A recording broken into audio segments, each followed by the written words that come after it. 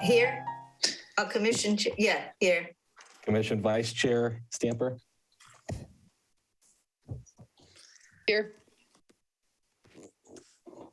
Commissioner Black. Commissioner Eisen. Here. Okay, we have a quorum. All righty. All right, well, welcome everyone. 2022, new year. So let us go with the approval of the minutes from our last meeting. Has everyone had a chance to look at it? I've taken a look. It looked okay to me. I move to approve the minutes. I looked them over as well. I second. Okay. Everyone in favor of approving the minutes, say aye. Aye. Aye. Aye. All right. There's a silent aye from Pat. Yeah, thumbs up. Okay, minutes approved. She's got an eye for an eye. That's it. All right, let's go on to announcements and correspondence. What do we have? The only announcement I have is actually a clarification from a previous meeting, and I see in our audience we have Michelle Dragony from COSI Buzz. I'm not sure if I articulated it wrong, but I just wanted to make a clarification because of an article that I've seen posted out there. We are, and we'll talk about it later when we talk about priorities, but we are hopeful that in this coming year we'll be able to get use of the high school pool facilities for aquatics programs, but nothing is set in stone. The agreement we currently have with the Boys and Girls Club and the school district is strictly for very specific use of the event center on Sundays for a fixed amount of time. It does not extend to other facilities. We believe it sets the tone, creates the model, and will give us the path to access to other facilities, including the pool. But I just wanted to clarify that. It seemed like there was some confusion out there that we had actually. Yeah, there was confusion, okay. And definitely at the Friends of Parks and Rec meeting about that. Is it possible for us to get a copy of the MOU that you drafted with the Boys and Girls Club and the school district? Absolutely, yes. That's a public document. So Eddie, can you email that out after the meeting? And thank you, Michelle, for acknowledging that. And why don't you send a copy to Michelle so she has that for her records, because that would she be does good. Cover the city's operations. That's my only announcement. All right, very good. Let's go on to public comments. Non-agenda items. Do we have anyone in our public, in our audience, who wants to speak on any subject that is not part of the agenda? So that we can hear from you, any ideas, any thoughts, any input for the commissioners. And if you're an attendee and you'd like to speak, just go ahead and raise your hand.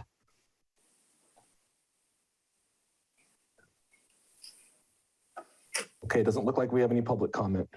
Okay, let's move on to staff informational reports. First, we start with the city council updates. Thank you.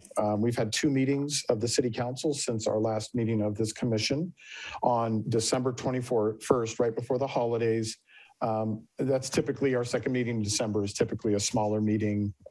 It's really just to transition the roles on the city council of the mayor and vice mayor and do some end of year business. On that meeting, we had the State of the City address, which was for the first year in video format as opposed to like a PowerPoint. And we think it worked out really well. So I'd encourage you, if you haven't seen it, to go to our website and take a look at it. I think Mayor Brownstone and our communications team did a really good job on that, recapping the past year's accomplishments. As you probably know, the council appointed Debbie Ruddock as the mayor and Deborah Penrose as the vice mayor. So they will serve in that capacity for calendar year 2022. Of note, items that were on the agenda, a kind of a cool proclamation honoring the Coastside Jewish community on their 30th anniversary. For those of you who aren't familiar with it, the Coastside Jewish community is an organization that serves members of the Coastside community that are Jewish and provides activities and an opportunity to fellowship and be together. I believe that they meet periodically at the Holy Families Church, Episcopal Church down at the south end of town. And they've been working together for 30 years. And turned out to be a really cool thing. It started out just as a proclamation from our city council, but as we reached out to our partners, they ended up getting a federal recognition through Jackie Spears' office, state recognition from both of our assembly members and Senator Berman's office, or Senator Becker's office, and then a county resolution as well. So they were really ecstatic between that and doing the menorah and the parade and on the stage again. I met with the rabbi after the first of the year, and they're just really appreciative of just being visible in the community. They've always been active members of the community, but the visibility is really appreciated. And I think that's important, that all groups in our community get the recognition they deserve and the visibility they deserve. Absolutely. And then the other thing that's of significance to this group is we just adopted the resolution accepting the funding that Mark Berman secured for us for Carter Park in the budget. So that is fully official now. We're working with them on an agreement for the funding. It won't be anything particularly stressful, but it'll just set forth how we draw down the money and providing them sets of plans and that kind of stuff. So it's just exciting to have that memorialized and kind of on the books. January 19th, we held a special meeting. It was an interesting meeting because it was held on a Wednesday. We did work on redistricting, and the consultant that we're working with that led that meeting was only available on a Wednesday. So Wednesday, January 19th, it's the first time we've done a meeting on a Wednesday since I've been here. A couple of interesting items. There was a volunteer recognition for Dylan Ragozin, who is an AYSO volunteer that really apparently took it upon himself to make sure that kids were out playing soccer throughout the pandemic in a safe way, being active and being outdoors. And it was just nice for the council to recognize his efforts. The notice of acceptance of the Poplar pedestrian path, that's the pathway that runs next to Poplar Street between Railroad and the Coastal Trail, that was completed last fall. That kind of finalizes and closes out that project with the contractor. And then, as I mentioned, redistricting, which is something we have to do for elections periodically because of some new state laws and a lawsuit that we wanted to avoid. And now has to be done after each census. So even though we did it a couple of years ago, we did it again this year. We're pretty deep into the process. The draft maps for the council districts were presented to the council, and they selected their preferences, which are now going back to the districting committee, the public districting committee, which will meet on that tomorrow. So if you're interested in that, you can join their meeting virtually tomorrow night, and you can go to our website to get access to that. Of note is when we first established the districting 2.5 years ago, we established 4 districts plus an at-large directly elected mayor. And the recommendation and the map that was approved by a majority of our council, not a unanimous vote, but a majority of our council, removes the at-large mayor and makes it a 5-district, all directly elected to their district, and then maintains the rotating mayor and vice mayor roles. So there's still more work to do on that. We're not sure where it'll land, but it'll be wrapped up in the next couple of months. So if it's something that's of interest to you, please tune into those meetings. And then just a minor note, something we've been working on, community mental health responder pilot program. We took a contract to work with El Centro de Libertad, which is a nonprofit that's based out of Redwood City, but has an office at Shoreline Station, really important community partner, and they'll be leading that pilot with us. It's really exciting to boil it down. Basically, if someone calls 911 and the call is mental health or some sort of crisis that is not requiring a first responder, like armed law enforcement or fire or EMS, an ambulance. This team can be dispatched and they can help, resolve the situation and get the people connected to services. And so that's hopefully will be a cost savings to the community and to the agencies that are providing first responder services. It will free them up to focus their energies on the emergencies that they're best trained and equipped to respond to. And it reduces the risk of some of the incidents we've had with law enforcement over the last 7 years. This group is going to work and has been working super close with all the first responders. There's a lot of support from fire and EMS and from the sheriff and great collaboration. So we feel like this is the model that's going to happen going forward, and you'll probably see this happen in other communities as well. And that is my council report, unless you have any questions. Matthew, can again, I did not see that meeting. I just have a little bit of information from that meeting. So I just want to make sure, first of all, that I understood what I heard correctly. And also if there's anything you want to expand on. But I'm specifically going into the redistricting scenario. Because my understanding, which was disturbing to me, and I think it's important for everyone to know if it's true, that the survey that was done to the public for their input, which I actually did give my input into that, was essentially disregarded by the city council people. And those that voted for the 5 districts basically were not interested in what the public had to say, or if they were interested, they were mildly interested, but they didn't care, because that is not what the public, it sounds like that's what I understand. That's not what the general public get in their feedback wanted to see happen. They did not want to see 5 districts with a rotating mayorship every year. Is that true? What did they actually ask for? Well, there's a lot of speculation in there, so I'm going to stay away from speculation. But what I can say is that the portion of our community that responded to the survey, you're correct that a majority of them were supportive of the 4 districts and the directly elected mayor. But I will say. For what? Wasn't that for 2 years, not for 4 years? That's right. It was the 2-year rotating mayor. So basically every election you'd vote for a mayor, and then every other election you'd get to vote for your district.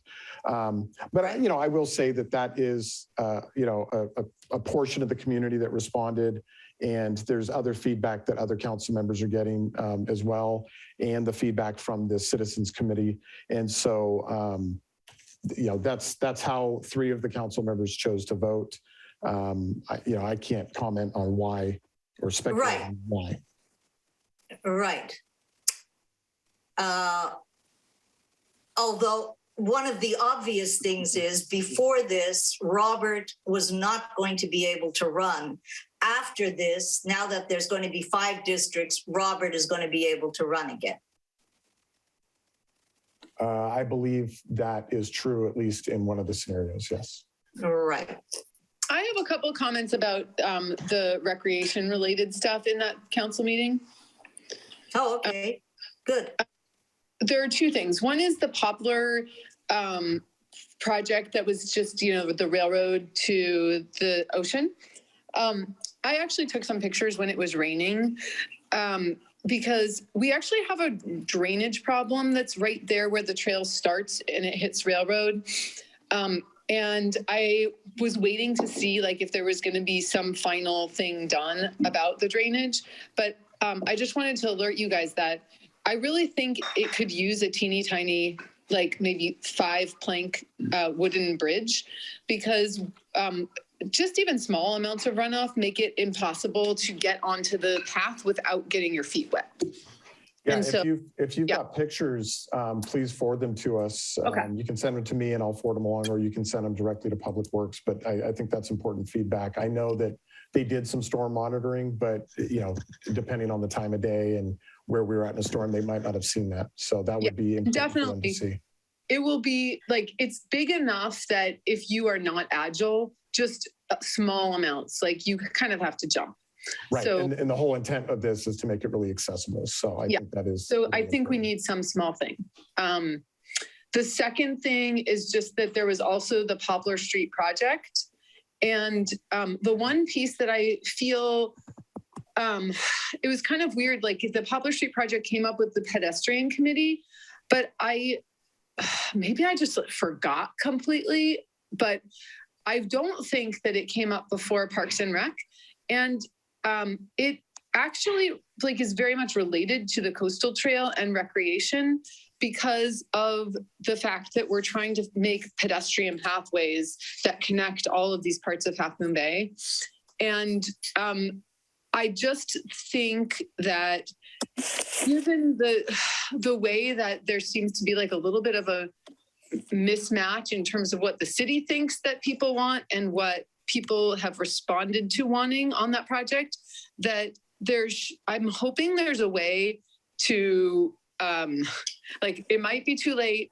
We don't know really what's going to happen with the Planning Commission now seeing this project, but I really would encourage the city to, if projects like this come up, Parks and Rec should know and have a chance to also provide guidance.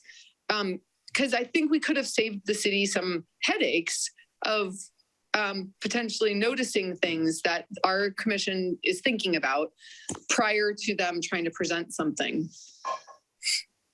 I can pass that along to the city manager and the public works director. I think that maybe there's some tangential connection to rec, but I think between the Bike Ped Advisory Committee and Planning Commission, I think we believed we had covered our bases. But I'll certainly bring that up to them and see if that's something that they think would make sense to bring to this group pretty quickly, because obviously going back to Planning Commission, I believe in just a couple of weeks. So yeah, I'll find out.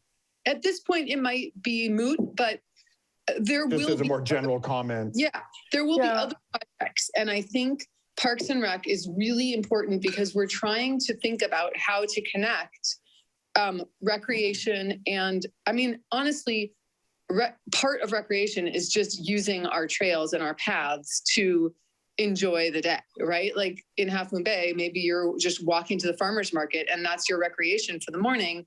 And if we have strong pathways to enable people to do that, that's one of the reasons that I personally am on this committee, is to facilitate that. So I just think there are several members of this committee that think about that stuff, and we really want to help contribute to make this a walkable city where recreation can be enjoyed just in the form of walking from beautiful point to beautiful point here. So, yeah, and if you become aware of an item earlier on that you think might be appropriate, please don't hesitate to bring it up, and we can be a little more proactive in thinking through that. I honestly would never have connected this committee to that project. Just because we have a BPAC and Planning Commission was involved, but I get your point. And so we're obviously all ears if something in the future comes up and you feel like, hey, we know that this isn't really in our purview, but we think there's a connection. We'd like to hear more about it, and then we can discuss an appropriate way to do that. Cool. Yeah, thank you. Very good. All right, we're going to move on to Eddie. Are you taking recreation updates? I'm going to take recreation updates. Right on. So we have a couple quick ones. The first one is a staffing update.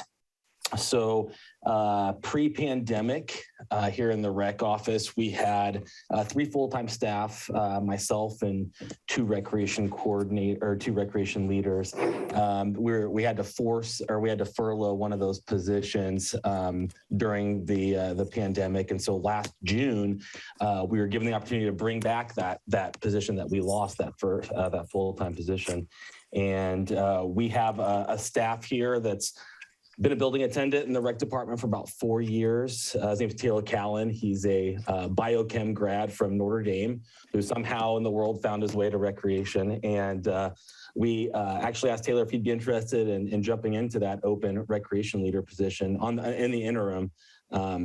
for about 6 months just to see how he liked it and how he could do. And he's done a really great job. And actually, we did offer him an official full-time position at the end of that interim time here, which was the end of December. So as of January 1st, we have a new recreation leader full-time here in the rec department, Taylor Callan. So I definitely encourage you all, if you don't know him, to swing by and introduce yourself. He's a great guy, and he's been a great asset to us here in the department for 4 years as a building attendant. And he's just done a really great job here as a recreation leader. So I thought that was worth mentioning to you all today. Well, it would be nice to, when we have a new staff member, it would be nice to have them come to the Zoom meeting and introduce themselves, let us find out something about them, get some background, and get to, welcome that person into the fold. Absolutely. And we could probably work that into the next meeting too, if that's okay with the commission. Yeah. All right. Well, thank you so much. And I'll tell you, I've worked next to him and Taylor, and he is just top of the line. And I'm really happy because he's only going to be one of the best assets. And especially too, now we have the other fellow. Matt. Matt Nichols. Yeah. I'm getting ready to go to sleep. So anyway, but you guys do a fabulous job. It's really, really, it's very impressive. And I thank you so much. Thank you so much, Pat. We appreciate you coming to each one of our bi-monthly food distributions. Pat's been awesome too in that. So thanks, Pat. And then, guys, for my second update, I think the last time we talked about the cameras that we were proposing putting in at the skate park, I think the last time we talked about it was in November. And where we had left off there was we had developed a policy, a citywide policy that would allow us to use cameras at that facility and potentially in the future other facilities. We did hit a little roadblock in regards to the OE39 represented management, where we had to run that policy by both of those groups just to make sure it wasn't in conflicting to any of the MOUs. Those are our represented labor groups among staff. Yeah, and so we got the clearance from both of the groups, and now we're at the second to last step of the camera process, where Matthew, myself, and Brian Lopez, who's our senior management analyst in the administrative services department, basically settle on a vendor that's reasonable and pick out the product that we want, and we're fully expecting to be able to give a final update in March to tell you that the cameras have gone up and they're fully functioning, and it's a great addition to the skate park. We hope to do that in March, so that'll be the next and final update for the cameras. All right. And that's all I have for tonight. Okay, then let's move on to the Parks Master Plan implementation update. And I'll be taking that. Our Public Works Director, John Dowdy, apologizes for his absence. He had a conflict tonight, but he gave me a really good update and some really great stuff happening. The first one is around Carter Park. So towards the end of last year, we were able to hire a contract project manager, which is common for a city like ours. We're so small that we bring in somebody to be our kind of boots on the ground project manager to oversee the contractors and make sure the work is proceeding the way it's supposed to. And then that project manager that we hired in the fall, Griffin Structures, who happened to be the same project manager for the library project. So we've got a good track record with them. They did what's called a buildability assessment, where they go through and they try to find some what you call value engineering. How can you work this? They're experts on project implementation like this, and so they identified ways to save money and making sure that the bids are correct, and that the preliminary budget is correct, and that the project can be completed the way it's designed. And so that's completed. And the next step is to actually release the bid package to solicit bids from general contractors to actually construct the park. That bid package will go out in the next week. It'll be out on the street for proposal for about 5 weeks. And our plan is to take it to council on in the March 1st meeting, probably, to get approval of a contractor because we really want to break ground on this in the spring by late April. The goal is, and the expectation is that we will break ground in the late spring and be able to have this project completed by the end of the calendar year, which will allow us a little bit of time during the winter to work out any kinks and take care of any wrap-up items, and then start programming out there in the spring of next year, leading up to our summer music programs, including the Summer Zen concert and Shakespeare in the Park. So that's very exciting. We'll talk more tonight. There is some fundraising that's going to have to go into this, but it's definitely on a really great path right now. And as soon as we schedule the groundbreaking event, which we hope will be in April, we will let you all know and invite you all there. You'll be distinguished guests at an event like that because of your role in the Rec Commission. Another big project is the Smithfield Master Plan, which is moving forward. There's been a ton of public outreach. There is currently a survey on the city website that is going to be up till the 27th, so just till the end of this week.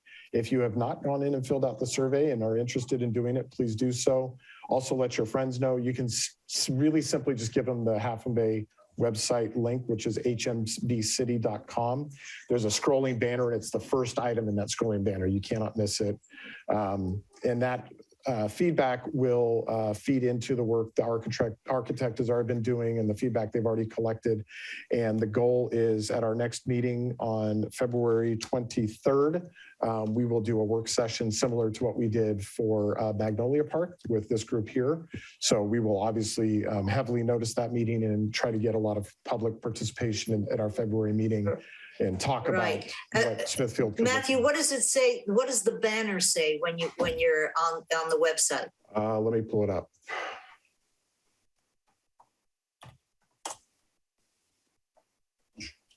Oh, it's not the first one anymore. It is the third one, and I'm going to share my screen so you can see it. Oh, okay, great. I can't share my screen, but if you go and I can make you the host, Matthew. Yeah, that'd be cool, because then I can show them what this looks like.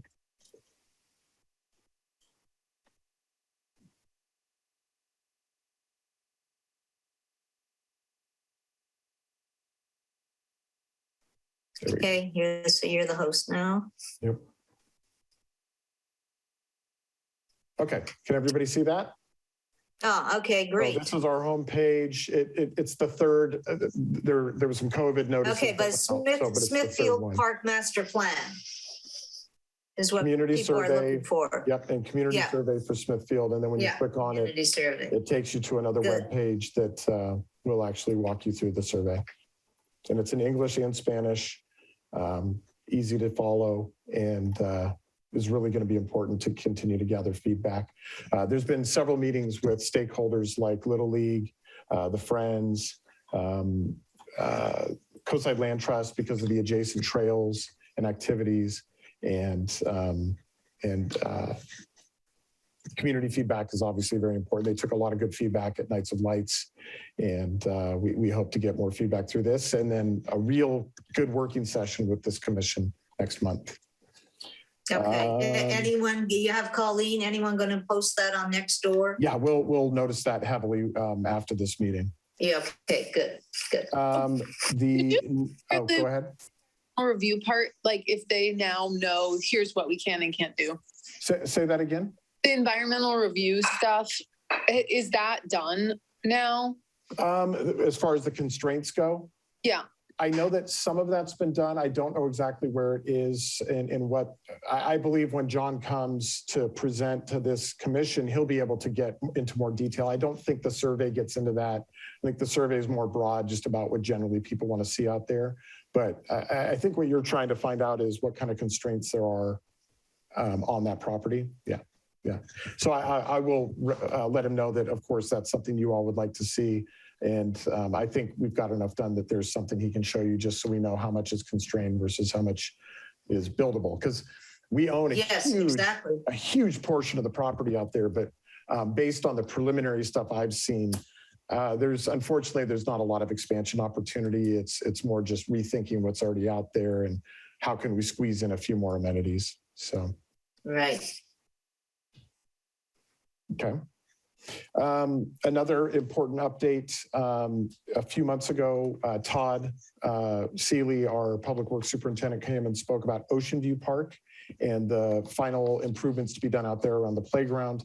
That work was supposed to be done before the holidays. Unfortunately, the equipment that was ordered for that playground is caught up in these shipping issues. And so we have still no ETA of when that stuff arrives. So we'll keep eye on it. When it's farther along, we'll let you know. And it's unfortunate, but it's been shipped. That's confirmed. It just has not been delivered to our vendor. So along with that, he mentioned at Ocean View Park, we were going to do some upgrades to the replacement of the rubber surfaces around the playground. That has been completed. And so if you have a chance to go check out Oak Avenue Park, it still is a park that needs a lot of work and a lot of love, but it's a nice addition to keep it functional for the children. All right. And let's see, two other items. The other thing at our March meeting, we will have John come, and one of the main items we'll talk about the CIP, the capital improvement plan for this upcoming budget. It'll be somewhat built out, so there's some to share and respond to, and then you'll have a chance to make recommendations about other priorities that could potentially go into the annual budget for the city. So that'll be at our March 23rd meeting. And then last, in relation to the BPAC, who we met with jointly last year, John has proposed that the update that we provide under staff informational reports 5C, the Parks Master Plan implementation update, starting next month, he would like to alternate that 1 month in a BPAC update with somebody, probably the chair from the BPAC, the alternate month. So what he'd like to do is have the chair of the BPAC come on to our February meeting and present an update on the work that they're doing. And that way we can kind of alternate back and forth between project updates and BPAC updates, if that would be okay with the council. And based on the nodding heads, it sounds like everybody's comfortable with that. Good. So those are the updates on that. Thank you. Great. Okay. Very, very good. Sorry, So now we're actually getting into our regular agenda. The first thing is an update from the Friends of Half Moon Bay Parks and Recreation. Paulette, they are not going to have a representative able to attend tonight, so we're going to skip that item on the agenda, okay? Okay. So now we're going to our selection of the chair and vice chair for 2022. Right. So as you all, I believe, know in our bylaws, the chair and vice chair rotate on an annual basis, and that election is supposed to happen at the first meeting of the year. And so tonight we'd like to thank Chair Eisen and Vice Chair Stamper for their great service. And I think we've had a really great year. So yeah, round of applause for them. Thank you. Well done. And then Thank you. what we'd Very like to good. do is take nominations for the chair for calendar year 2022. Do any of you have a nomination you'd like to make? I'd like to nominate Yeah. Hillary Stamper. For chair? Yeah. Great. Do we have a second for that? I will second that. Okay. Before we take a vote, the process does allow for any other nominations. Does anyone else have a nomination they'd like to make for chair? Okay, I think we can take a roll call vote on Commissioner Stamper as our chair. Eddie, can you do the roll call? Commission Chair Eisen? That me? Yes. Oh, yeah. Vice Chair Stamper? I guess, sure. Commissioner Black? We better have your buy-in. Commissioner Black? Yeah, I think you might be on mute, Pat.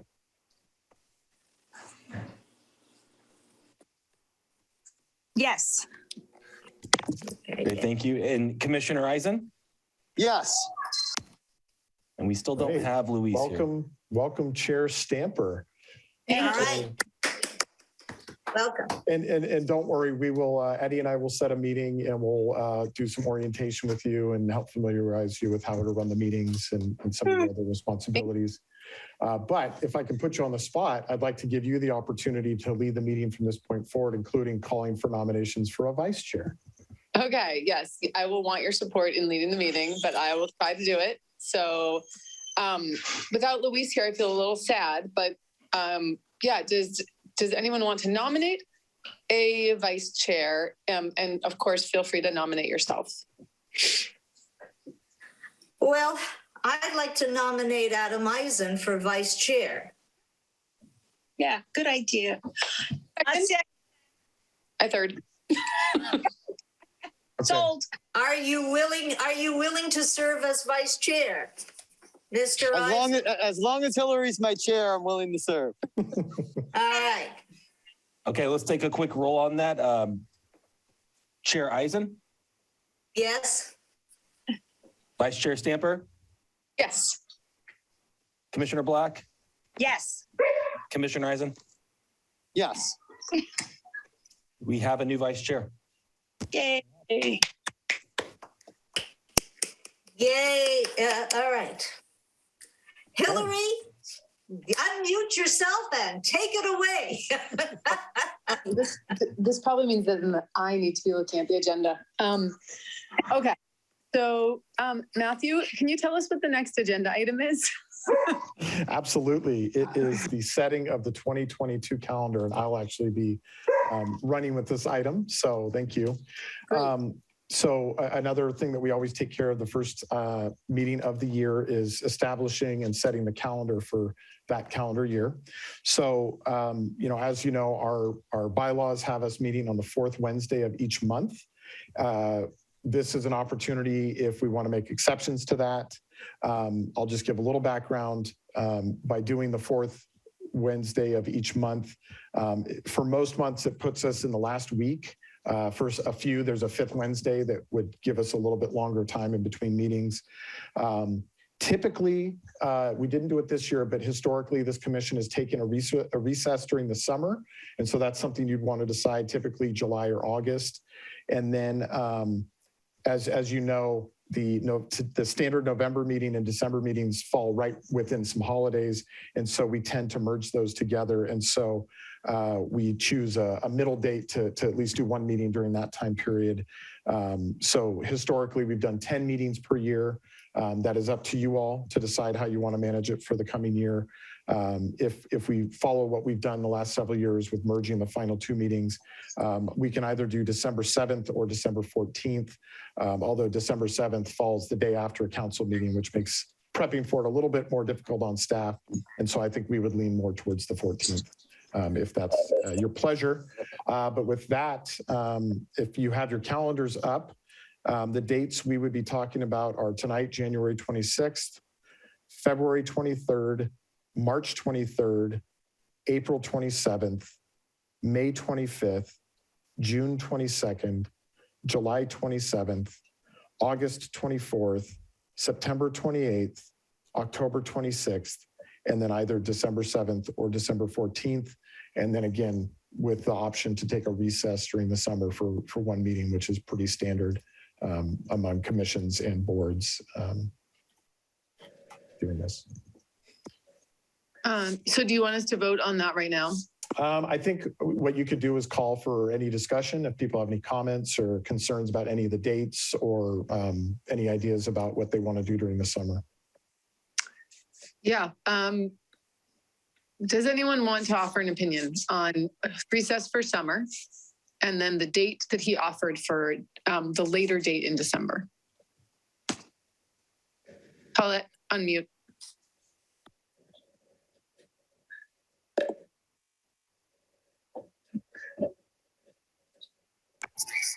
I'm good with these Okay. dates. Well, go ahead. Okay, Here. well, let's back up a minute.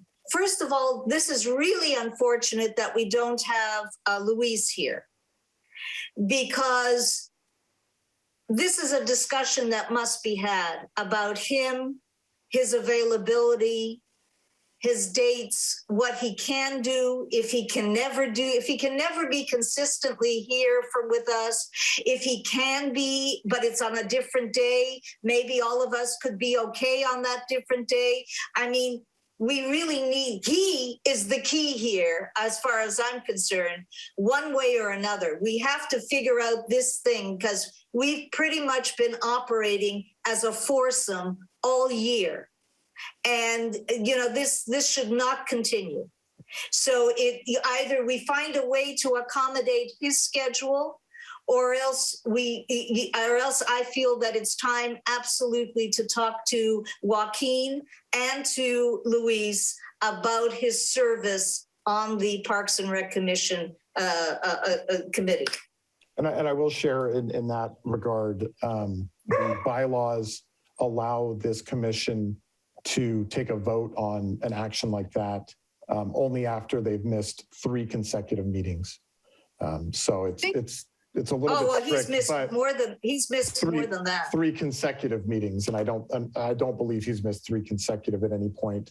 Okay, well, I think we need to also change the bylaws, because this was not a participant.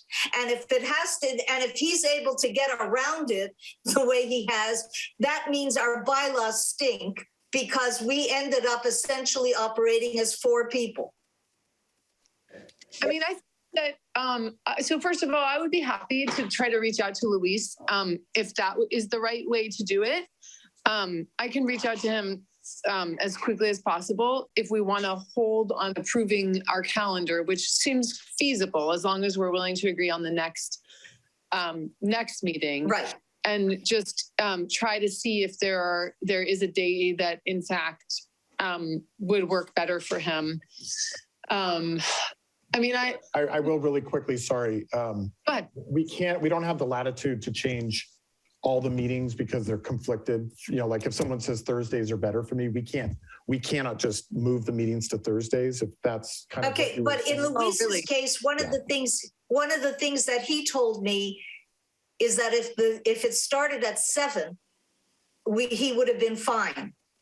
But he could not come at 6 o'clock. Okay, so that would be a bylaw. Because he had a practice thing, a coaching thing, or whatever it was. Yeah. So what I can do is between now and the next meeting, I will get with the city attorney and find out the process for changing the bylaws, because the bylaws set the day and the time. And so we would have to actually modify the bylaws to do that. So I will look into that with the city attorney, the process. think that sounds perfect. Well, I think the first thing, though, is to talk to Luis, because otherwise you're cart before the horse. Let's at least find out if there is something feasible with him. And then if we need to change the bylaws, then you talk to the city attorney. But let's first find out what his story is for 2022. What can he commit to? Or what will it take for him to be at a full meeting? Because I mean, we want to be able to have him be vice chair at some point. We want to be able to have him be chair, whatever it is. But this way, he's not there. Right. Yeah. I think I think that's fine to wait to look it up, but I also think there's value in knowing. Because it's very legit that if you're a coach, it's hard to make a 6 o'clock time for the whole fall. So if we ever want other coaches to be on Parks and Rec, which is a pretty good fit, we might want to just know that flexibility. But I think it's great till we hear from him. Well, I think it's something to really to consider. If you're going to volunteer for a position, we know what the guideline, we know what we have to do. This is what we do. And so I know it's kind of, I can understand if it happens here and there, because it will. I mean, who knows? I don't know. For all of us. We're all, we all have to be a little flexible. Right. But I think that there has to be a consistency, and I think it's so to the commission and to the commissioners when everybody doesn't show up on a regular basis. Period. That's it. Totally agree. It's not okay. It's not professional. we know and what we're getting into. So I think that is definitely something I can see where we have made accommodations. So anyway, I think the time has come to really look at having another commissioner appointed. So anyway, that's my 2 cents. So I'm in agreement. I'm in agreement with Pat and Paulette on this one. I love the idea of talking to Luis first. I have a relationship with him as well. So, and he coaches and he's a great guy, but I think we need consistency. Yep. So it sounds like a couple things here. I will find out the process for modifying bylaws just on those 2 counts of the absence rules and the change of the day and time. It sounds like Adam and others will have a conversation with Luis over the next month, try to understand from him if there's something that would work better. And then based on that feedback, then I'm happy to have a conversation with the appointing council member, with Councilmember Jimenez. I like the process because we're trying to make accommodations. And then if it's just not feasible, then that conversation can happen. So that's the first piece. The second piece is it sounds like we can continue to have a conversation on this, but you'd like to push voting on and finalizing the schedule until next month's meeting when we can get some of these details worked out. Yes. Okay. Yeah, makes the most sense. Yeah. Okay, we'll do that. I just feel compelled to say that I've done a lot of justice and equity and inclusion work with the nonprofit that I work with. And one of the things that I really feel strongly about is that sometimes while yes, we are saying we need consistency, I do think that accommodations for different styles are very important, and they might not be exactly the way we want things to be. But if we want to have a more diverse group, sometimes we also have to just try extra hard to make our rules such that it will accommodate. And that is one of the big reasons that I feel it's important to try to look beyond just someone who can commit, but rather someone who can commit and maybe the structure is a little bit different. Like 6 o'clock is a hard time for different people depending on what you have going on. And Okay, Hillary, the problem with that idea is, for instance, we could not nominate him for vice chair. We can't nominate him for chair because he does need to be there at 6 o'clock to chair the meeting. So there's a missing body. We're operating as if we're 4 plus this maybe extra limb now and again. It's not, as Pat said, we've been extremely accommodating because we've done it all year. We've accommodated him all year. What I'm saying is now it's 2022. It's a new year. If we have the same issue all year this year, that's not going to work. I agree. I think we need to figure out how to make sure that doesn't happen. And all I'm saying is that's why I value Matthew looking into possible alternatives that are possible. Like an hour later might be all the accommodating we need to make, and that's the type of thing. Right. I'm good with that too. I'm prepared to myself accommodate all over the place, but I just want the consistency. Yes. Yes. I agree. Yes.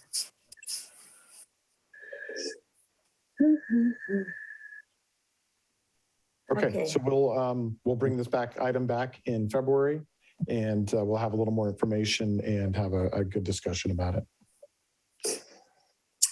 Yeah, Luis just texted me that he would call me later tonight. I'll send out an email to everybody, just kind of outlining the conversation, just so we have. Adam, you can't do that. That's a Brown Act violation. Oh, that's right. So, but who should I send it to? Send it to me and Eddie. Yeah, send it to you. Send it to you we'll and figure Eddie. out how we can incorporate it into the meeting. But yeah, especially since there's already 2 Yep. No, I'll send it to you. Conversation. Yeah. Great, thank you.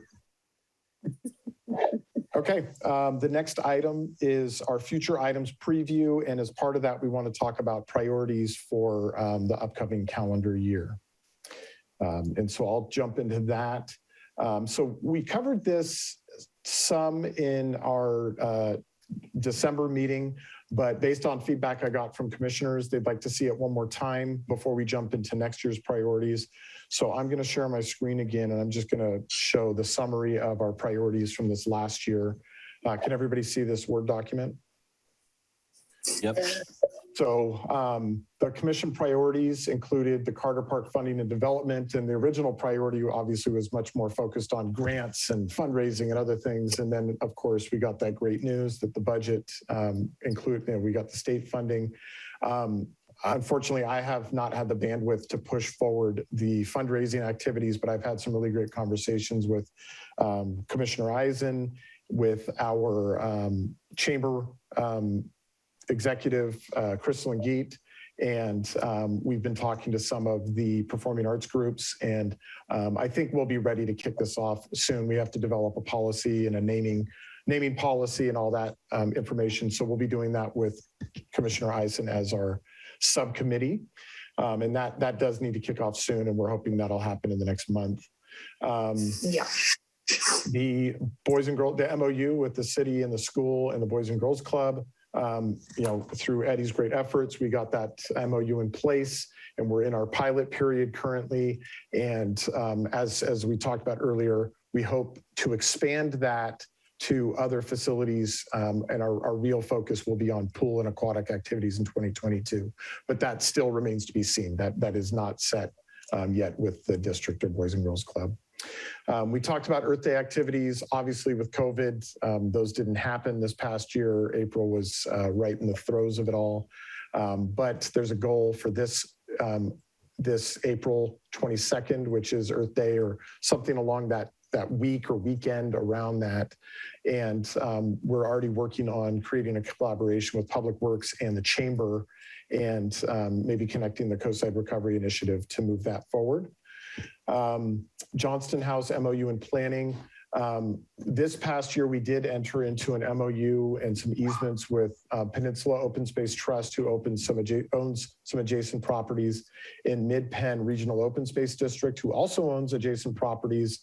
And they are planning some trails to the east of the Johnston House property. And as part of the easements, we now have an easement that runs along Higgins Canyon Road that would connect the Johnston House off the road to Main Street. And so now that intersection at Main Street and Highway 1 is done, that's something we'll be working with those groups to plan and hopefully develop in the near future. Unfortunately, what didn't happen this past year is any work with the foundation that manages the Johnston House itself, which was the focus of this goal. Our hope is that with the increased activity with Mid-Penn and Post, there will be additional pressure for the foundation to re-engage with us and work with us on getting an MOU in place that meets our expectations, which I think at the very least include a lot more public access than is currently offered. Obviously during COVID, there wasn't going to be any public access, and even the Historic Association that is building the museum behind City Hall and managing the museum at the jail, their activities have been very disrupted by COVID. But as we come out of this, our hope is to have very consistent public access. And so that will remain, I believe, on the priorities for this coming year. The public art policy, as you know, a lot of great work with Victor Gaitan and this group, and it was adopted by this group in November, and then the council adopted it in December. And so the policy is in place. And of course, now we need to look at how we implement that policy for the community. Magnolia Park master planning, that is very well in process. And the architects are currently revising the designs and will be preparing to go to the council for a public workshop in the next few months. And then there was the category of information requests, meetings, and collaborations.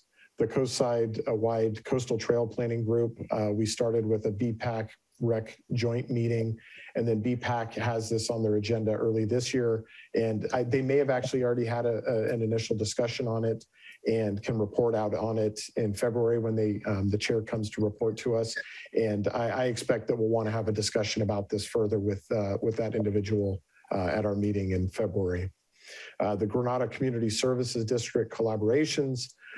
It started pretty well early in the year. We had a representative come to each meeting and provide updates on their master planning for the Burnham Strip and some of the work they're doing. They've certainly trickled off. I've had some one-off conversations with them on a couple of different topics. So we'll want to discuss, is this something we want to continue to push, and what do we need to do to increase that collaboration? There was a request to work with Mid-Penn Housing, who owns and operates Moonridge, and there's some sports fields out there that are underutilized, and we thought maybe the city could help activate them. I've spoken to them a few times, including in December, as just a confirmation of their status. They currently are not in a position where they want to collaborate with anybody to increase usage. They've got some parking and other issues out there, but they're very aware of our desire to make something happen there. And I have a good relationship with the ED. And so that's something I'll continue to check in with him on every couple of months until they're ready to move forward, because I do think it's a great idea. And then the first night event, which is a New Year's Eve event that we thought maybe could be planned for New Year's Eve 2021 to 2022. Obviously, COVID didn't allow that to happen, but there is a desire to look at possibly moving this forward next year. And I've pinged the Chamber and the Downtown Association of Businesses, and they're both very interested. And then the final category was just kind of opportunities, things to have on our radar in case there were opportunities. And I'm glad to see this list because some great things happened. We did talk about a community recreation survey and engagement, but all agreed that it wasn't a 2021 priority. The beach and sand volleyball courts, we had a pilot at Poplar Beach this year during the fall, late summer and fall. Unfortunately, it was cut off much earlier than we ever expected because of a storm that took out the equipment. We actually met today with the subcommittee and the clubs to talk about implementing the beach use this coming year and to talk about some opportunities, including something up at the high school. So work on that will continue forward.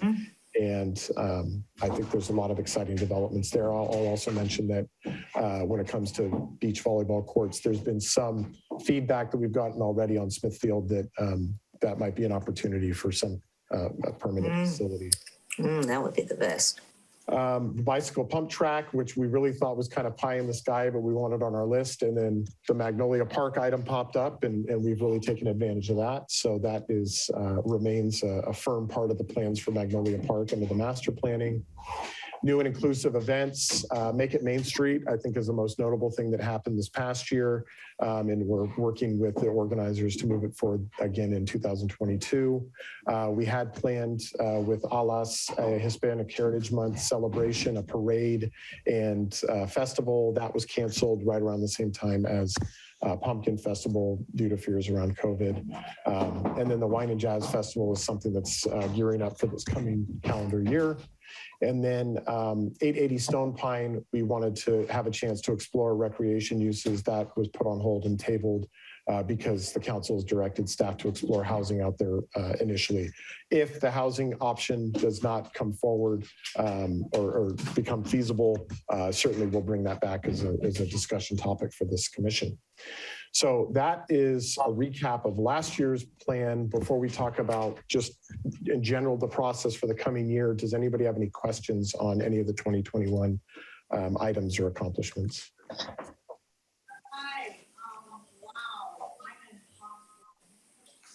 Is somebody talking? No. Sounds like some background noise. Okay. So Matthew, I do have a question, and I think this is something that's always kind of right in front of me, is looking at the status of the this epidemic, and what are your thoughts on this? And so far as you know, we wear the mask, we do proper stuff, and I think Half Moon Bay has done a fabulous job, the downtown area, on actually facilitating safe seating and everything else. It's pretty impressive. But I'm looking at long term, and I feel like I can come to you and see, what your thoughts are as a city representative. It's kind of scary, and yet, how do we adapt to it? What else are we going to do? That's my question. And I'll invite Eddie to jump in after I share some initial comments. But just speaking on the recreation perspective, I think that I'm not even going to speculate, because every time I speculate, it goes horribly wrong when it comes to COVID. But we certainly believe that we're headed towards the endemic nature of COVID, and how, as to your point, how do we just move forward and live our lives, but do it safely. And I think our recreation activities and some of these community events have started to show that. Even with all the, we've closed City Hall to the public, and we've taken a lot of steps during this Omicron surge to modify some of those operations. Recreation, the activities that we do have been able to continue forward safely. Because I think the right protocols were already put in place around being really vigilant around masking and following the indoor mask mandate. And so I think that is the best indicator to me that we will continue to be able to regrow our rec programs, even as we're still coming out of the pandemic. And then once we're really out of it, then we can look at really broadening and adding new programs and trying new things.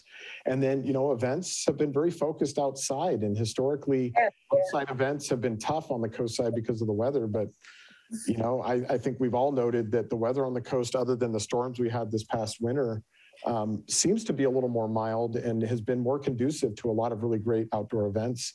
And so I think people are just going to latch on to more of those outdoor events. Eddie, I don't know if there's anything you'd like to add just around, the operations there and the impacts that COVID have had more recently since we reopened and have been trying to get things a little more back to normal. Yeah, I could just echo what Matthew said. From the beginning, we've tried to adapt and make it so that our community members could still take part in some recreation programming, and our instructors are really great because, again, they want to teach and lead those classes that they're passionate about. So no matter what those guidelines have been passed down from the state over the last year and a half, 2 years, we've all done a really good job of working together and creating a program that's safe and that's within the criteria required by the state. And we're just going to continue to do that. Now we're actually gaining classes now. So we have folks that are willing to come in and wear a mask. We're starting to talk about potentially allowing the instructors to require a proof of vaccination to participate in their classes. They're just taking these precautions because it's their class and they're entitled to that. So we're adapting, and I think we're headed in a good direction, and things are definitely picking up in the recreation department for sure. Good. Thank you. Okay, can I make a suggestion, Hillary, about something I think might be good to do right now? Yeah. I'm thinking that it would be good to go back to that list that you just took away from our site and actually take away the things that we are not going to focus on in 2022, so that we're left with, let's say, maybe 3 or 4 items, and then that we know we need to keep on there, or that we all decide, yes, we want to keep those on there for 2022. And then the next time we meet is to add our additional priority, our goals, additional goals, so that we finalize, and we don't try to do it all in one session, but that we finalize at that point what our goals are for 2022. If that's possible, Matthew, I think it's a really good idea. Yes, I kind of anticipated that, so I'm going to reshare my screen and share something a little different. It's a clean version. It's the cleaned up Matthew version. knows who he's been dealing with this. So this is the Very cleaned good. up version. Oh, and I got to retitle this part. And this will be what we'll work from this year. So what I've done is I've kind of pulled out some of the accomplishments, because you've heard them several times. And I've only left in stuff that kind of was unfinished from last year. And then No, good. we can talk about exactly what Commissioner Eisen just said, kind of go through it. I always want to start with a little context.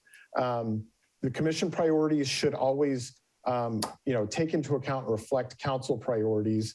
Now, council priorities won't be set for a couple of months. What I can say is when we did our council priority setting session last year, it was agreed upon in general that those would be multi-year priorities, at least carry through the next, that last fiscal year and this fiscal year. So we do expect that these 5 priorities minus the redistricting, and I'll explain why in a moment, will continue forward with just a little bit, modified work plans based on changes in the world and things that we've accomplished and new things that have come up. So affordable housing, we expect will continue to be high on the council list, and they're looking at a few city properties, including 880 Stone Pine as potential locations for affordable housing. Public health, safety, and emergency preparedness. This past year, that's been focused on the law enforcement work that we've done that has culminated or led to this mental health responder program. There's been work around our emergency operations planning and emergency preparedness planning.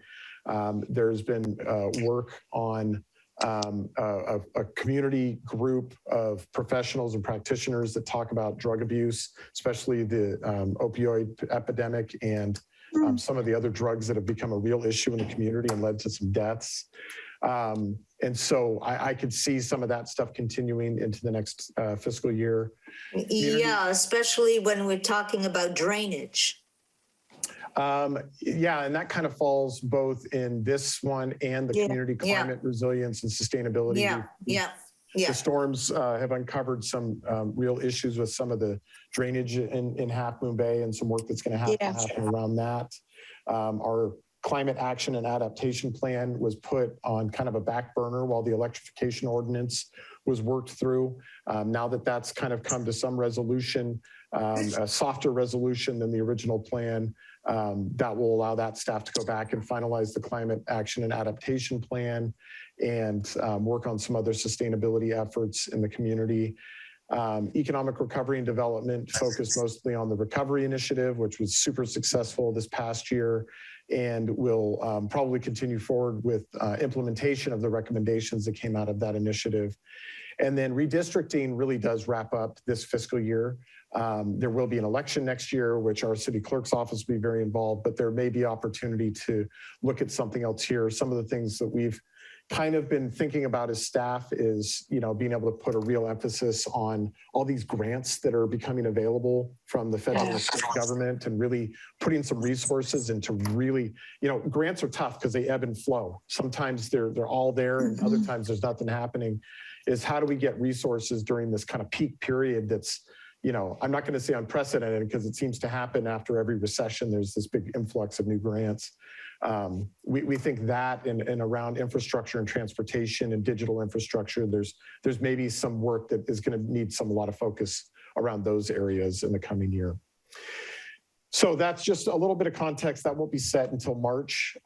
So in the meantime, as we look at the commission priorities, again, this is the list of last year's priorities with any of the unfinished business still listed on here. And if there's nothing next to it, it's because nothing got finished or we're kind of at a clean slate. So hopefully that helps to set the stage. I wish I could show this. Oh no, it does all show up on the same page. So there you go. I'm going to leave that up for your discussion. Have at it. Okay. So we're going to decide what of these things we still want to do. What do we still want to leave up there? Let's start with priority. What do we want to see? So something Carter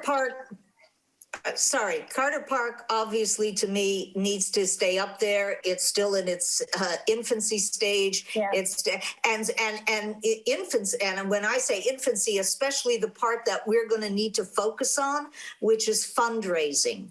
Fundraising for Carter Park, what that's going to look like, how people who are giving money are going to be recognized, how we're going to do that in the park, benches, trees, plaques, the walls, who knows? But we need to figure that out. That's what we need to figure out this year, for sure. Definitely, yes. So that needs to stay up there. Right. The one thing that that I feel very strongly about is Earth Day activities, and I think Carter Park and the funding and the development is like concrete. It's there. It's going to happen, and developing the plan to get it so it does run smoothly. And I think so far so good. But one of the things that I miss is the gathering. And I know we got the COVID thing, and hopefully by April, we'll be able to have something where we can actually look at Earth Day and Earth Day activities just to bring, I don't know. I mean, every time, you look at a group gathering, everything's canceled.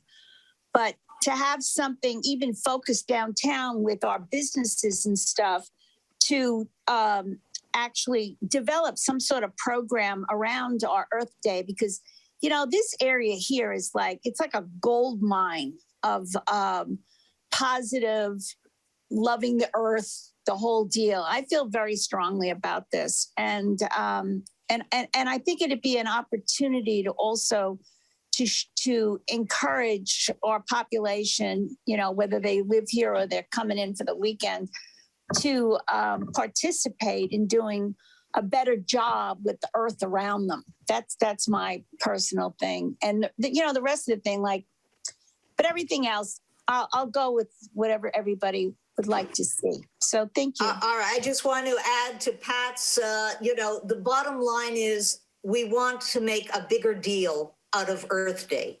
Yes. And yes. That should be a continued developing and a special day, at least special day. We might decide somewhere along the way we should have an Earth Week or something like that, because it's pretty much the most important issue of our time.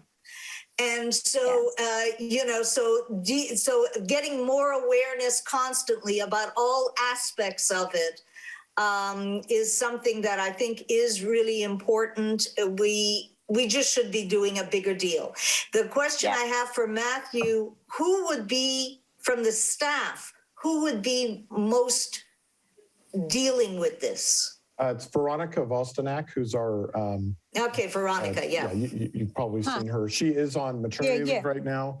And so Jennifer Chong, who works with her... Jennifer. Is doing some of the preliminary planning. So, and then... because I think, Matthew, one of the things that the staff should gather is, first of all, a list of all the environmental nonprofit educational entities that we have a co-side, because there is there's obviously those people, would most likely want to participate or do something, or maybe a committee can even be put together from a representative from each of these different environmental agencies. There's just so much that can be done, and we just need to decide to what degree we want to go bigger this year, and then continue to build on that, frankly, every year. Exactly. Now, Matthew, I think... Go ahead.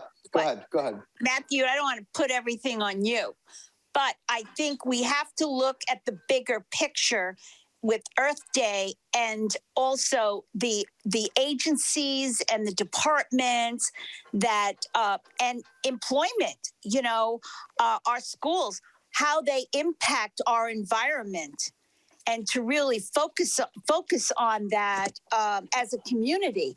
And one of the things that gets me is, don't use, the plastic bottles on the beach, blah, blah, blah. You can talk all you want about the plastic bottles, but if you're selling them in cases at CVS and every other store, I mean, that it kind of ruins it for me. It's like, don't speed, but speed.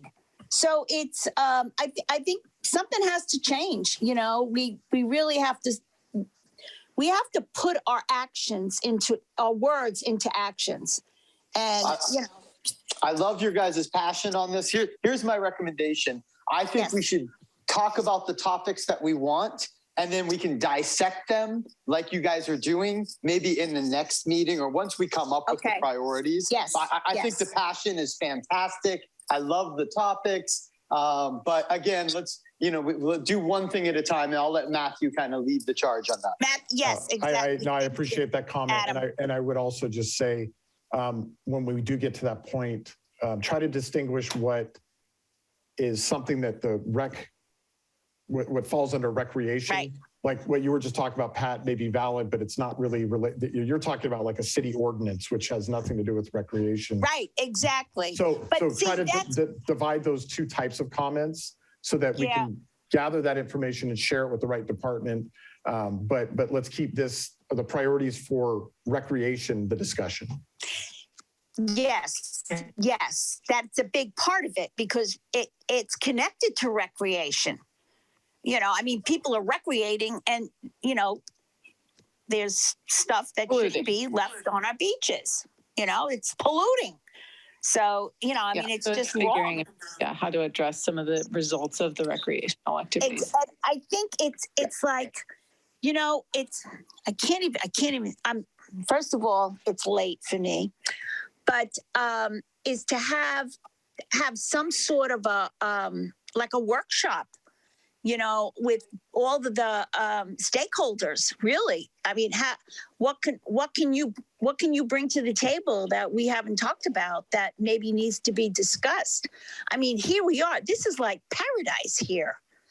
And you see how people behavior.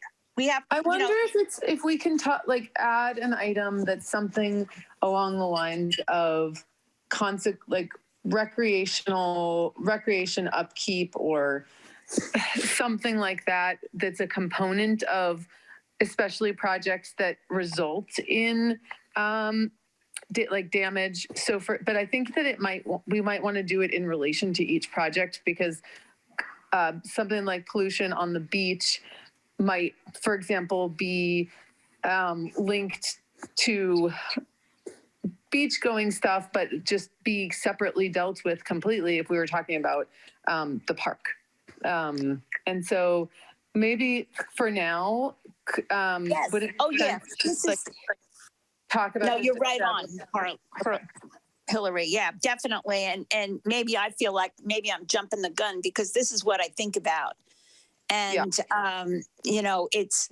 I'm part of that generation to change the way we do things. And so I see it here and I just feel like, at some point we will do something. But anyway, thank you for listening, everyone. All right, Pat. Okay, you skipped ahead to Earth Day. Can we go to City School MOU for facilities? My take on this, tell me if I'm wrong, Matthew, is that for this year, this could probably come off because I would think that you're going to be you're going to see how this initial agreement you have with these folks is how well it's going to work, how smooth it is, what the issues are. Am I correct? Can we? Partially, we do plan to do more with it this calendar year, though. It's not just a keep doing what we're doing and see how it works. The current pilot that we have, Eddie, correct me if I'm wrong, I think it ends at the end of March. And because there's a shift in how the event center is used that begins in March. And so we'll go back to the table with them probably next month and start planning for what the next phase of this agreement for the Boys and Girls Club, the event center is. But then along with that, we now have some of the parameters in place that will help us develop an agreement to do other programming at other facilities like a tennis courts or the pool or something else. Yeah, I think our focus is going to be on the pool. All right, so we should leave that on. Yeah, I think it should. The one that I'm really questioning is the Johnson House MOU. Okay, yeah. It kind of, there's part of me that feels like it's very annoying that the city owns this and that the public doesn't get it, to get to use it, and I feel exceptionally exasperated. But then on the other hand, I feel like the immediate perceived benefits would take even more energy than an MOU. And so that's the piece that I question is like, what would we hope to get out of an MOU in the year 2022? What stage would we be trying to set? And I think if we answered that in a compelling way, then I would want to keep it on. Yeah, I frankly would like to see that off because I don't think you're going to get anywhere in this year. And I agree with Hillary that even if you got somewhere, the whole thing it takes a lot of energy, it takes a lot of focus. It's fraught with all these this history and political crap, and you know what we're dealing with. And I would much rather focus our energy on things that are much more can do and are as important, but that things that we feel that we actually can move ahead with. Yes. Yeah. Might I recommend we just move it to the future priorities opportunities so Yes, it remains great. on the radar, but it's not as much of a focus? Yeah, exactly. But I really just strongly feel that something should be done with that. But Me too. the things that I think should be done with it were like all shot down. So I don't really want to go back right now. They're broader than just Yeah. the Johnston House. Yeah. It's the whole property. Well, and I'll tell you, as I shared earlier, the Johnston House itself, and then the property that the greater property and the train depot and all that, that is all part of what's becoming a very collaborative discussion with MidPenn. You know, just sharing, if you give me just a moment here, just the long-term plans that are already kind of starting to move forward is, you know, we've talked about the Bay to Sea Trail. There's this regional plan to create these connections from the Bay Trail all the way to the Coastal Trail. One of those alignments ends up running down and catching Higgins Canyon Road. And so part of the reason we got the easement along Higgins Canyon Road connecting Main Street to the Johnston House is because of that alignment and its ability to then bring people down, safely cross the highway, get onto the parallel trail there and onto either Wavecrest Road, down to the beach or other ways. In the meantime, there's some small things that are going to be happening at the properties just to the east of the Johnston House. And so MidPenn is going to want to work with us on what improvements we can make down at the train depot area to start creating some trailhead opportunities. And the cool benefit is that will bring MidPenn ranger activity, which, you know, we don't have the staff to patrol our parks and properties like this. Some of that's going to inherently be built into this partnership. So Great. Some of the things we're looking at in the CIP are probably some ADA improvements at the train depot in the coming year, and working with MidPenn on what other small improvements can we make now to make this kind of an interim trailhead for the work that they're doing, and then gear us up for a much larger trailhead when the Bay to Sea vision comes to fruition. So I think all of that is on the horizon. There's work that's happening, but all of that master planning will happen down the road. And as I said, I hope that the more active it becomes, the Johnston House Foundation is going to be forced to come to the table, because I think they're going to be concerned about all the activity and they're going to want to have a voice. And it's like, Right. okay, you want a voice? Let's get our MOU with you together and let's work out some things. So, Timing is everything, as we know. okay. So we've moved it to future priorities, opportunities. Obviously, if something happens that allows us to gear that up, great. But otherwise, it's just going to be in the background of staff work. Yep. So then public art policy. So we did the decommissioning art policy, but we have not. And we did the public No, art. we did the full Yes, public no, art we policy. did. We did. That was the last thing, one of the last things we did, Hillary. Yes. So And so that's great. We can take that off we can take it off the list as far as, you know, that's done. But what I would like to see on there, well, we can take it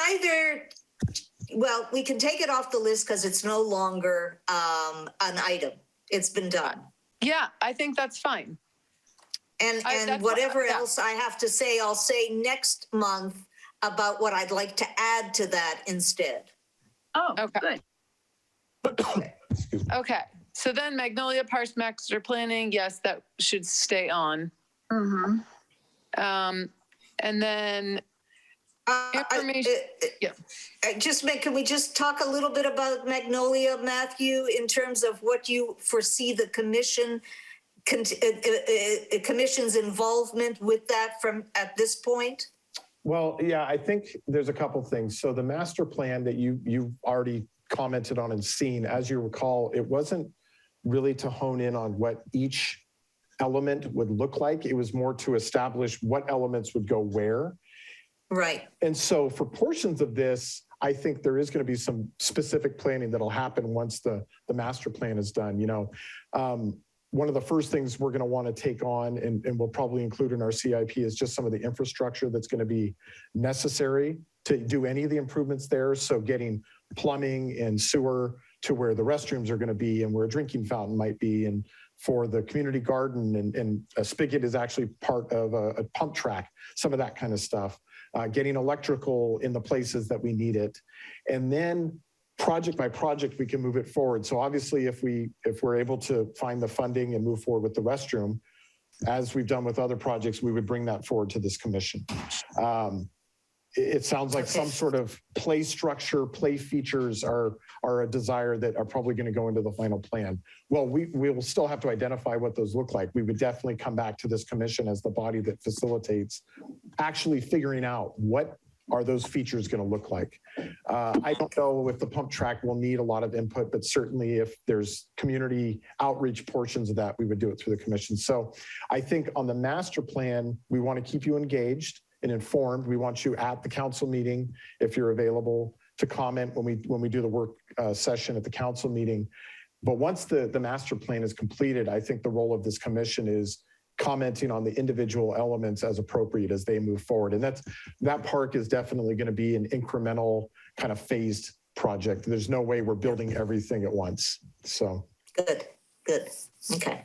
Great. So the next is informational requests, meetings, and collaborations. Why don't we just go through each of these? I definitely think we need coast-side-wide coastal trail planning group. And I actually think there should even given the sort of question around bike and pedestrian and recreational trails in general in Half Moon Bay, the use of the word coastal trail to me feels slightly limiting, because I think it's good for us to be thinking about the coastal trail and connections to it. So I would keep this on and maybe just talk next time about how we might expand what this means. I'm in agreement. Does anyone disagree? I would like to see coastal trails. I have a vision, but there are so many other trails here. So to incorporate all the trails. I think that would be helpful. And certainly like thinking for the example of thinking about the Johnson House and more thinking about the trails that are going to be popping up there. I definitely want that to be something we're working on. So I don't know where we would put that, but with this bullet point, I would say we could maybe keep it going. Yeah, include that. Definitely. So Granada Community Services, I welcome everyone's feedback. I originally was super excited about this because we're such a small location in comparison to like San Mateo that it just really feels like we should be aware of and collaborating with like El Granada. And yet I have not perceived ease of collaboration. And I don't know if it's because we need to try harder. But it definitely made me feel less inclined to try to focus on this. So I'm curious what people have what others feel about this. I personally, I really like having somebody from El Granada come and give us an update on what's going on, what they're up to, what they're looking at, what's happening with their parks, what kind of programs or what kind, I mean, they're still very young. Yeah. As are we, really, but they're even younger than us, but I mean, we're all, still finding our way with Parks and Recreation. We're far from really either entity really established with fantastic things. We're just working our way there. And so I really like having that communication, because even though we haven't found in 2021, COVID, it doesn't help, that we haven't found a way that we've collaborated yet. I feel that there is possibilities in the future. And so I would like to see that, that at least we extend that we want to have them come, and if they can, and let us know what's going on in their neck of the woods, and hopefully stay at our meeting to find out what's going on here. Right. Okay. Right. Yeah, that was a good meeting we had with them. Yes.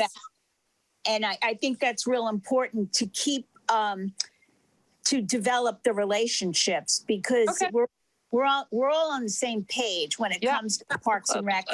And you know what my experience has been is I always learn something new, and being open to that, so I think it's a good thing. We should keep it where it is. And yeah. That And I'll just comment that, we can maybe work with them to commit. Maybe having them come monthly was more than they could do. Maybe they'd come quarterly. Come 4 times. That's what I was wondering too. If a quarterly thing. Yeah. So perfect. Yeah. Okay. Okay, so the Moonridge idea was something that I had originally suggested and been excited about. Matthew, I really love that you're just kind of checking in with them periodically. And if that is not a really heavy lift, I would love to just keep that on there, because I don't want them to forget that we care. But I don't. Can we move it down to future priorities? You can move it down. Yeah, move it down. Yeah. That sounds good. Good. Okay. And so then that leaves, of our initial priorities, the first night downtown Half Moon Bay. I'd like to see first night go at get the number one spot. No, the first night, I've talked to a number of people now who are very keen, very interested in having a first night happen, and along with the chamber, because one of the things that certainly happens at holiday time is either people leave town or they're here with not that much to do. Right.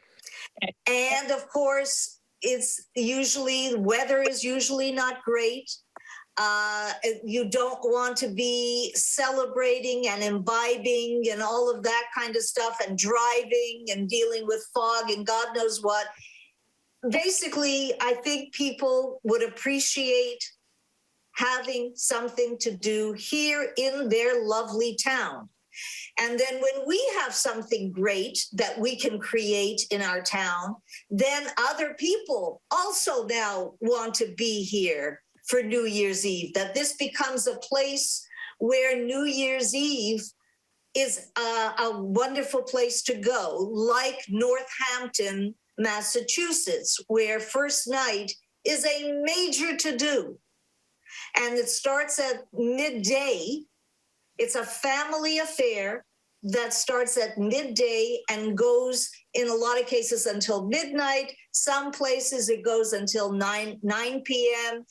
and or 6 p.m. You can do it the way you want to do it. But the idea is that this is a gathering of the community, of families of the town, and there's all kinds of musical events and activities, and the proceeds, a lot of the proceeds end up supporting the arts in Half Moon Bay. And I'm looking at frankly, that this is a possibility way to support Carter Park, because Carter Park is the venue for that will be a major venue for our art scene. I think that the first night is something that we should keep on there, and I also think that of options that are like more COVID friendly, outdoor activities are definitely more COVID friendly. Absolutely. So I think we should just keep it on and then look at our future stuff now. And I would, Alright. on this one, I'd recommend moving this off of this category because Right. I think it moves more into like a project. Okay, That's right. So I would just move it Becomes a up project. into the regular priorities. cool. And just so you guys know, this is one of my babies, the first night piece. So it's something I've wanted for a long time. Cool. Good. Nice. Nice. So then there's the community recreation survey and engagement. I actually don't think we need this now because we're getting a lot of community feedback on a number of the individual projects right now. And so it's, unless we have like a very specific thing that we want to accomplish by getting more feedback on recreation, I'm not sure that we need this right now. I agree. Amen. So do we take it off the list or just leave it in the current category? We could maybe just put it in future. Well, we can, no one's going to forget this idea. Just delete it. Everybody good with that? Sure. Sorry, am I being very too decisive? No, we like it, Hillary. Go, take over. Okay. Okay, so beach and sand volleyball courts. I actually think this should move to one of the priorities because we started our trial project and it was a success, and now we're prioritizing some kind of more temporary thing. And we also got the feedback that sand courts are of interest at in the Smithfield project. So I think definitely it should just be a priority, and it's just a matter of figuring out how we unleash it. Yeah, now that's one of those that could end up being a collaboration, maybe with El Granada. Yep, or with the high school. Yeah, Hillary's Yeah. all over it. Yeah. Yeah, Good. Good. Yeah, that was my This is one of those expectation. Was ones we we move did it up, the so. subcommittee for, and I really did learn the value of the subcommittee. I think Hillary did as well. So it's good. Yeah. Yeah. Okay. And the bicycle pump track, I kind of view that as part of the Magnolia project. Is that Yeah. wrong? I agree. That's how I I would think see it. it's incorporated at this point Yeah. into that planning, so we Okay, can take it so- off this list. Yeah, I feel like, yay, victory. We Yeah, merged. Okay, new and more inclusive events. So Make It Main Street was the one from the prior year. And then we have these other ideas. And then, I mean, I just wanted to make a comment. can I make a suggestion on this one? I like having that in there, Matthew, because I'm thinking that this would be, we really should have a representative from all of these things come and present to the commission what it is that they're doing, what they're trying to accomplish, what their vision is for what they're creating. It would be really good for us to know, and then we can see if there's anything we can add on, or that we can do it all collaboratively with any of these entities. Yeah, so maybe community event organizer presentations. Yeah, I moved that up into the information requests. Yeah. So we Very leave good. this as a place to capture new ideas. Yeah. But up okay. here is where events that are actually moving forward, we actually invite them. So, we can invite Aaron, who does the farmer's market and organizes Make It Main Street, to come and Exactly. We can have Colleen from the Downtown Association come and talk about the Wine and Jazz Right. Festival. All us, Right. when we get closer, can do the Hispanic Heritage Month. Yeah. And anything else like that. Anything that's Good. new or just more of a connection. Even the Pumpkin Festival folks could come and Exactly. group. Definitely. Yeah. Has anyone had any other things that have come up over the course of this year that you think that we should add to this that is not on this list? Well, yeah, I have, that's, I thought we were going to table that, but I'm happy to jump into it. What I want to see happen in terms of taking, I'd like to see us to take a next step beyond the art policy. So I would like in this year for there to be even a rough draft of a master public art plan for Half Moon Bay. Paulette, I think, sorry, but I think Chair Stamper was talking about new and inclusive events still. Is that correct? Oh, Yeah. Sorry, yeah. So specifically just around events, are there events that have either come up this year or that people have talked about that we need to add to this list? Well, I'll tell you, I was really impressed with the parade, and it was at the holidays. And I mean, it was just really so nice. It was just absolutely. Oh yeah. So with Pat, that we had the month. This was the first year that we had the month Night of Lights. Yes. And yes. I thought that was really good. I would just like to see even more activities going on in that time, because the first night, as Pat was saying, was a fantastic night. Yep. With the parade, or maybe the parade was the second night of the 4 nights. But that was a fantastic night. There were just tons of people downtown. It was a wonderful scene. And that is the goal, as far as I'm concerned, for all 4 of the nights. I mean, it was great for business, I believe. The atmosphere was great for the town. I think that was, I hope that they, I'd like to get the final story on that from Crystalline as to how they did, how businesses did, how they felt about the whole thing. Well, the interesting thing is that I felt was that, first of all, it was pretty exciting, and it got you out of that doldrum of everything that's going wrong, and really felt joyful and very safe, very safe. And I happened to be sitting near where Alice had they had a table set up. I mean, they did such a fabulous job, but also to have nonprofits, nonprofits come and put up a table and information, and it just gets everybody so much more informed, because there are a lot of things people just aren't aware of because there's no information superhighway. And I think we need to use every advantage we have. And the other thing that was really great, we were walking down the street and ended up sitting at a table, and guess who sat with us? Paulette. And we had, it was just a nice end to a very nice evening. Right. And that to me is what it's about. If I'm going to get dressed up and be warm, I want to be around happy people, and it was just it was really, really nice. So anyway, have a fabulous job. That's all I can say. And like that Christmas tree and the way they had it set up, it's really. Oh yeah, that was the other thing. Yes, Pat. Yeah. Thank you for mentioning that. Just to again, Matthew, that was both the menorah and the Christmas tree. Where it was set and how it was set at McDutra Plaza needs to be repeated. That was really good. And we're doing a bigger tree next year. We're going all out. Fantastic. I've suggested we plant.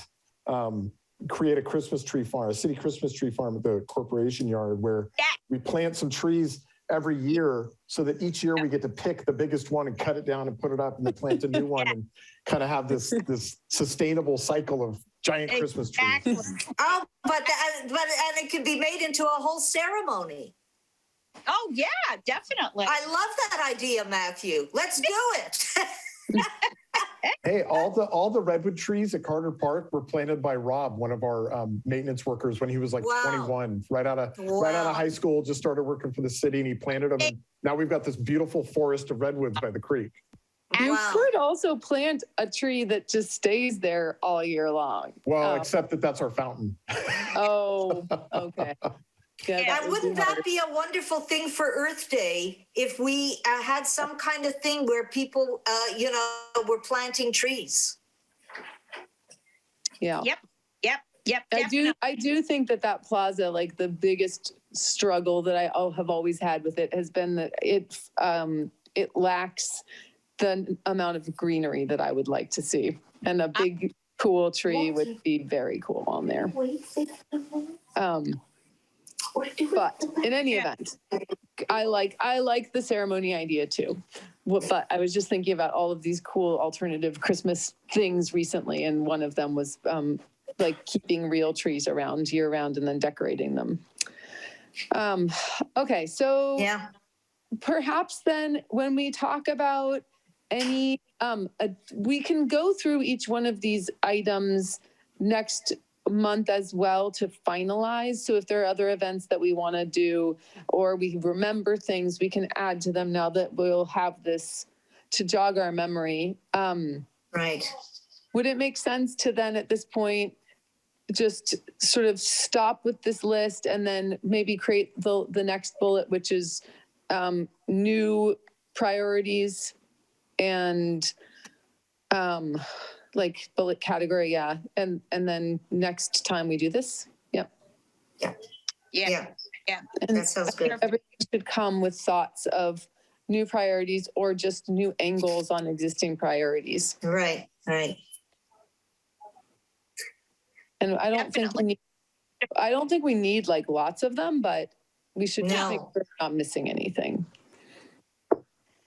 We'll get to it eventually. You know, we're all interested in the betterment of our city and what we can do to make a difference. And I think that's an important piece that everybody here, I think, feels strongly about. So we're on our way. We're going to have a good time. Yeah. I actually, so it's 10 minutes, I think, to 8. Is that right? 5 to 8.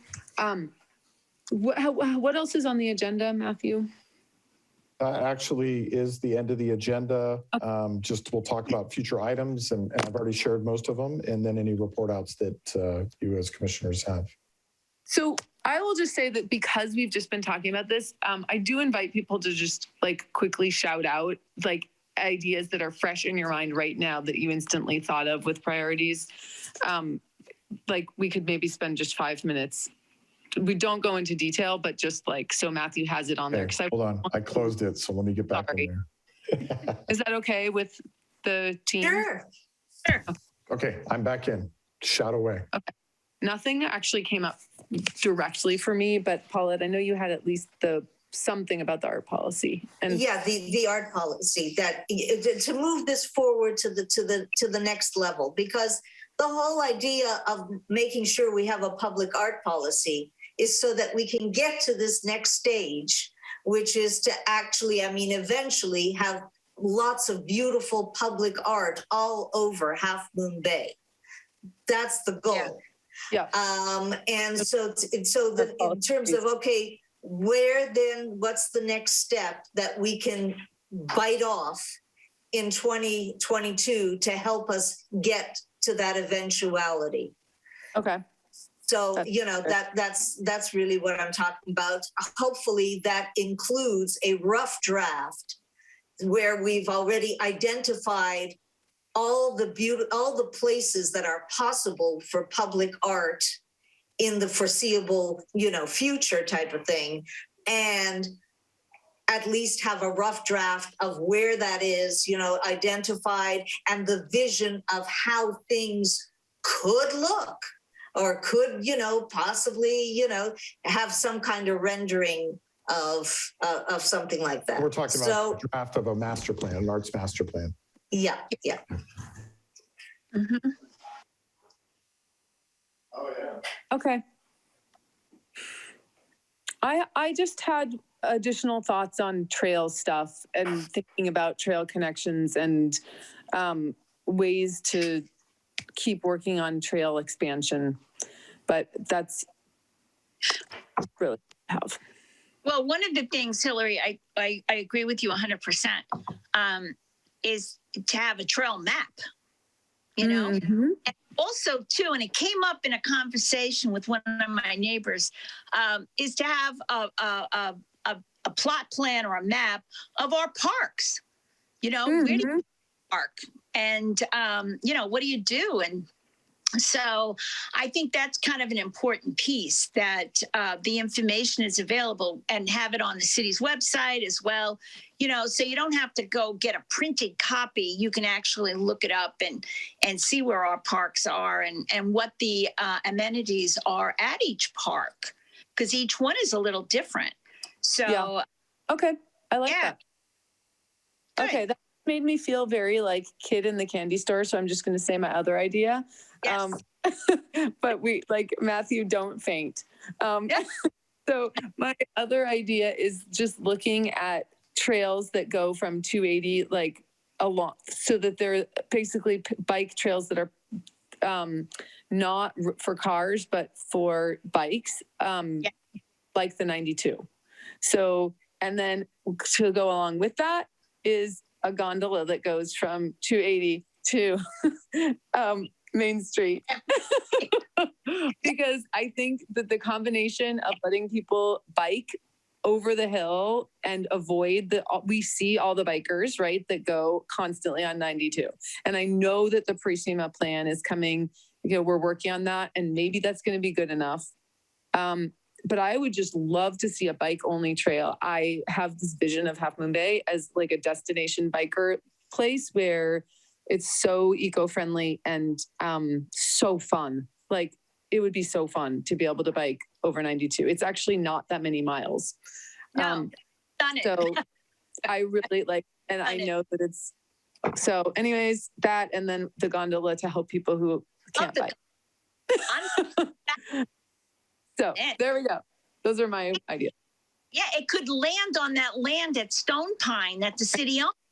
It totally could. Yep. You can walk. And then you have like bikes that can go all over Half Moon Bay. When they take the gondola could carry bikes. Yeah. You get fewer cars and more bikes. So yeah, in any event, that's my little dream. It's a good dream. It's a good one. Pat, you're way too encouraging of me. That's good. Oh. So one of the things that I was looking at was the ability for us to partner with the chamber. Yeah. To come up with different activities to do during the summer to bring business to Half Moon Bay. For instance, like I'm making stuff up right now, but just to give examples, so this would be the overarching theme, but then like we could have a kite festival weekend, type thing, or you could have kind of like a sandcastle building contest weekend, or just ways in which we can work with the chamber to then help bring business to Half Moon Bay.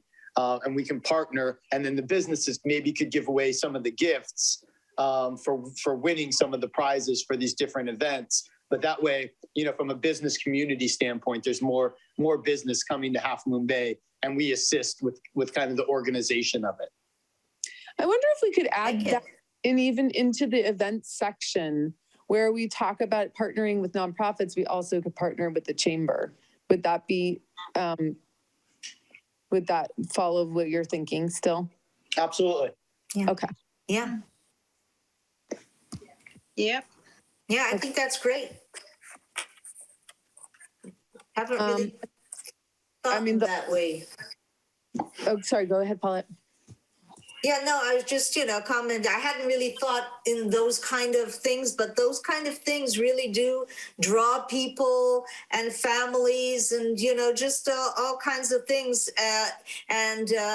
It would, draw them, end up drawing them into the town. And it really could be a very good thing for Half Moon Bay.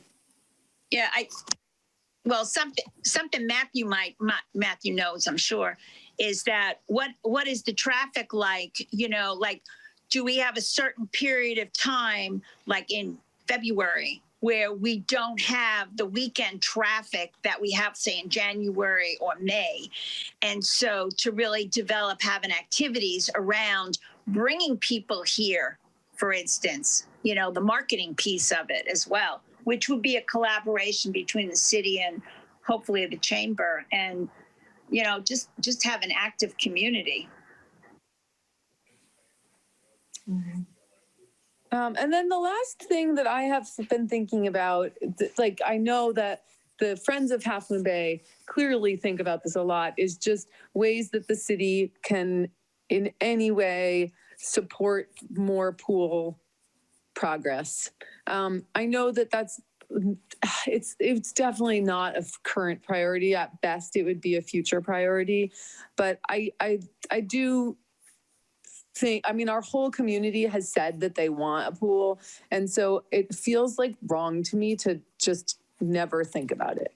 So I don't know what about it looks like, but it was in like all the community surveys that people wanted this pool. So maybe there's just nothing we can do, but I don't want to, I think we should have it in future priorities maybe.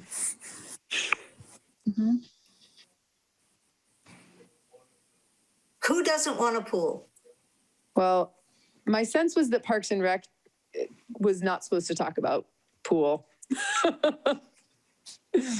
I'll just Only say that because everybody wants a pool. It's just that it's not a priority given all the other things that we're dealing with and that we have been dealing with, and you can only deal with so much. And a pool is a major project.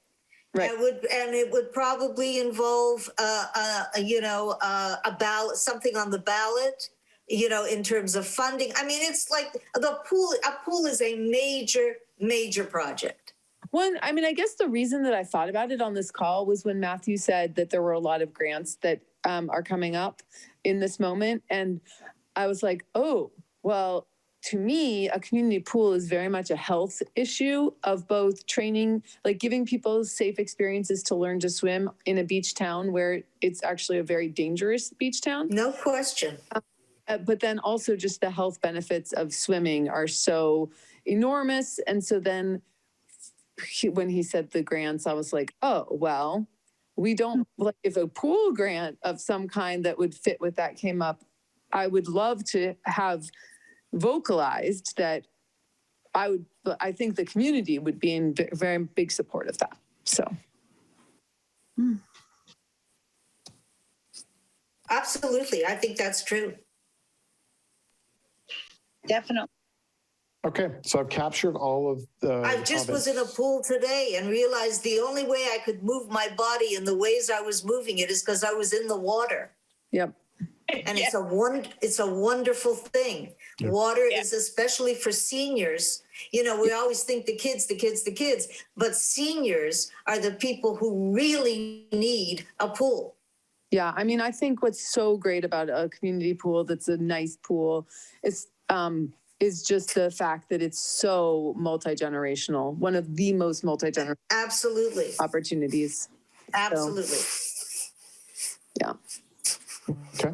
I've captured all those comments and they'll be on the list for next month.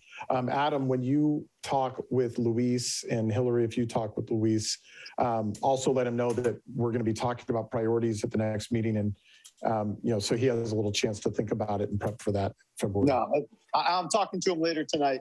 I'll mention it. Great. So if it makes things more complicated, then I don't have to talk to him. You can just talk and go from there. Is that better? Yeah, I'll take care of it. Okay. So good. Thank you. So what do we do to close the meeting? So future items preview, I'll just remind you, next month, we'll be talking Smithfield. March, we'll be talking CIP. And then next month, we'll also re-look at the calendar for this year and the priorities. So Okay. That's what we know right now. And obviously, the deeper we get into the year, we'll have some other things planned out into the future of the year. But those are the two main things that I'll bring up now. And then just any report outs of any activities of the commissioners that are of note related to the commission. Okay. So do I ask people if they have report outs? Yeah. Okay. Does anyone have anything further to report before we adjourn? No. Okay. Thank you guys. Have a great rest of your evening. Thank you, Hillary.